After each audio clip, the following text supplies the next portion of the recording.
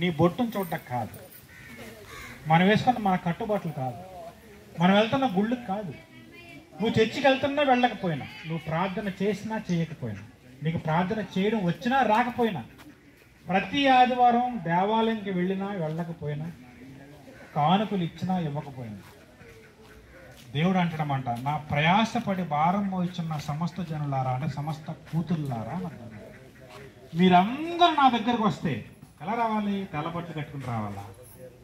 బొట్టు తీసి రావాలా? దేవుడి దగ్గర రావాలి. కాళ్ళకి మెట్లు తీసేసి అది పసుపు అన్న తీసేసుకుని దేవుడి దగ్గర రావాలి. ఎలా రావాలి దేవుడి దగ్గరికి?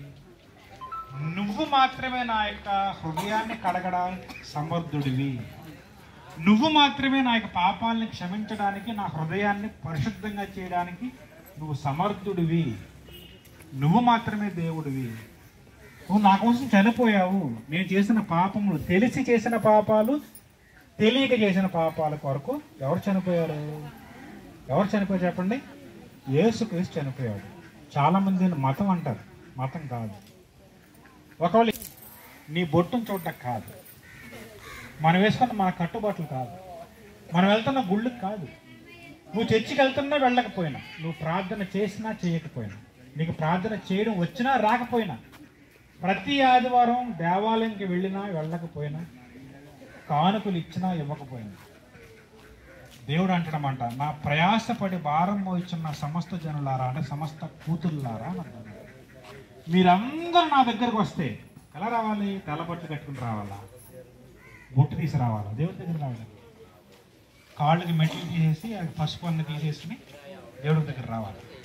ఎలా రావాలి దేవుడి దగ్గరికి? నువ్వు మాత్రమే నా యొక్క హృదయాన్ని కడగడానికి సమర్థుడివి, నువ్వు మాత్రమే నా యొక్క పాపాలని క్షమించడానికి, నా హృదయాన్ని పరిశుద్ధంగా చేయడానికి నువ్వు సమర్థుడివి, నువ్వు మాత్రమే దేవుడివి. నువ్వు నా కోసం చనిపోయావు. నేను చేసిన పాపములు, తెలిసి చేసిన పాపాలు, తెలియక చేసిన పాపాల కొరకు ఎవరు చనిపోయారు? ఎవరు చనిపోయారు చెప్పండి? యేసుక్రీస్తు చనిపోయాడు. చాలామంది మతం అంటారు, మతం కాదు. ఒకవేళ